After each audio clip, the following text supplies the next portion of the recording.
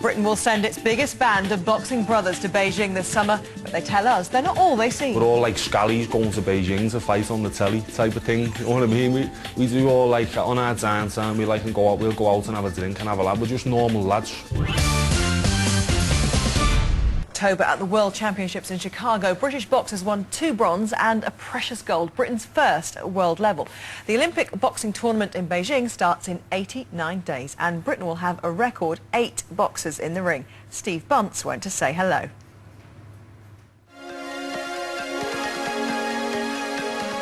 This is by far the best talented group of boxers. We've developed a culture of winning. They know if they're going to earn any money in the pro ranks, then they have to go to the Olympic Games and medal.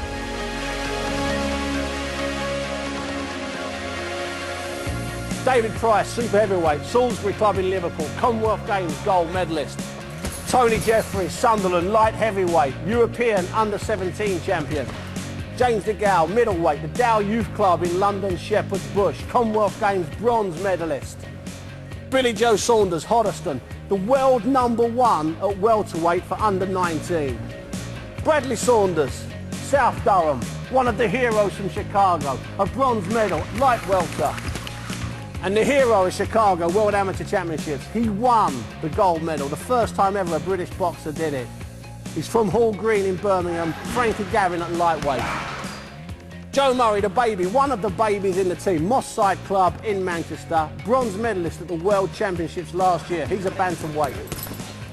Khalid Yafai from the Birmingham City Club in the Midlands, at flyweight, trained by Frank Sullivan, the first boxer ever from Britain to win a world amateur title. Are they the best qualified Great Britain team? Without a doubt. At the end of the day, we're all just like working class lads from working class families, and we're all like scallies going to Beijing to fight on the telly type thing, you know what I mean? We do all like on our downtime, we like and go out, we'll go out and have a drink and have a lad. We're just normal lads. No one expected 8 of us to qualify for Olympics. Everyone still says it could be a big fluke or whatever it can be, but time it gets there, I can tell you 8 of us will be bringing medals back. You've all got a bit of attitude, is that a fair assessment? You've all got a little bit of something. None of you want to lose. It's friendship. We're that close as friends, and once one of us does well, the rest has got to follow. When we all get together and we're like all drawn with boxing, we'll get together and just sit there and have a good chat about it and talk through, and we're all there for one other sort of thing. It's good really, the way the team is.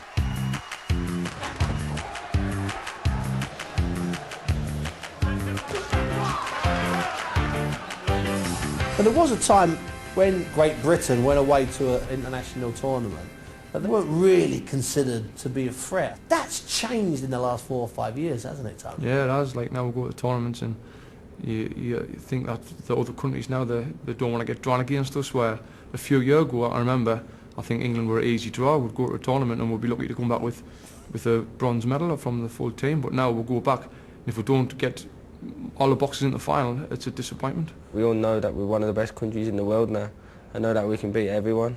When you look at some of the top class boxers, but you think that they're good. But once you get in with them, then you think they're not as good as you think they are.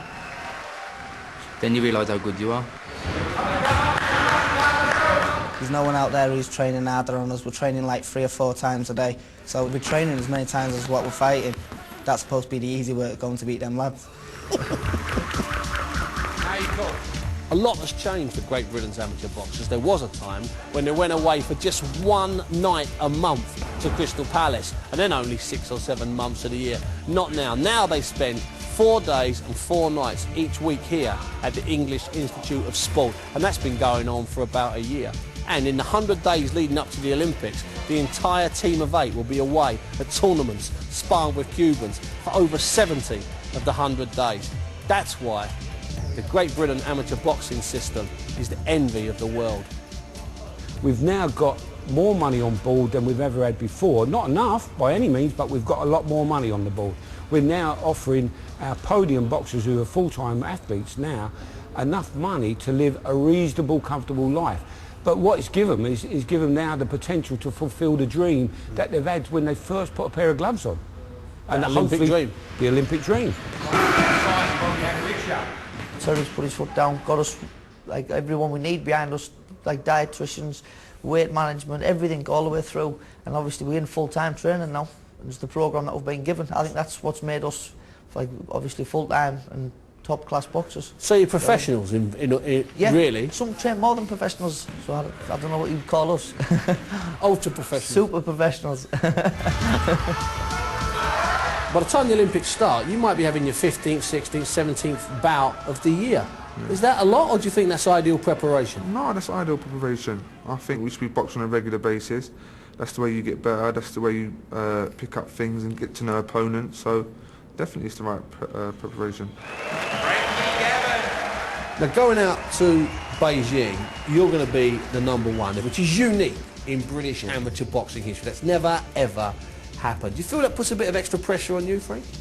No, really, no. But loads of people say that to me, but just kind of go out there and do what I do, and as long as I perform well, then I know that I'll get the gold. Boxing is a unique Olympic sport. It's the only sport in the summer or the winter games where winning a gold medal isn't the highest and the greatest thing you can do. Sure, it's hard. It's incredibly difficult. It's a fantastic achievement for any athlete to win an Olympic gold medal. But unlike all the other sports, once a boxer wins a gold medal, he's got somewhere else to go. He's got the professional game. I'm fighting for my future and my family's future, and not only just for Great Britain and to make my country proud and my family proud or whatever, but you do have to think about the financial aspects of things. To have the whole nation behind me and win a gold medal for my country and make everyone proud would be brilliant. And not only that, to inspire younger up-and-coming boxers like Harrison and Amir Khan, if I could do something like that, that'd mean just as much as like financial gain. I love the team ethos that they've built up, because what struck me there was this great demographic mix. You know, you've got somebody from every corner of the British Isles there. Every single corner of the British Isles. Sadly, a couple of boxers from Wales and a couple of boxers from Scotland didn't quite qualify. We sent out to the 4 qualification tournaments, Gabby. I think we sent out something like 30 different boxers to get the 8 places. But we sent out 40 before Athens, and we just got Amir Khan. And what's happened is we've now got the money in our system. It's fantastic. And it's reaping the benefits. I mean, you make an interesting point during that film that the medal is not the be-all and end-all in boxing, or it's the beginning of the next stage. I think Olympic purists might have a quibble about that. The only other issue that occurs to me is, are the ABA not doing scouting for the promoters? Not at all, who will then cash in? Because the pro promoters, they've stood back. They don't pay the ABA any money. As far as the ABA goes, the gold medal at the Olympics or the silver medal, that is the end. But of course, then the boxers go on, they've got to get a life. We can't begrudge them a living.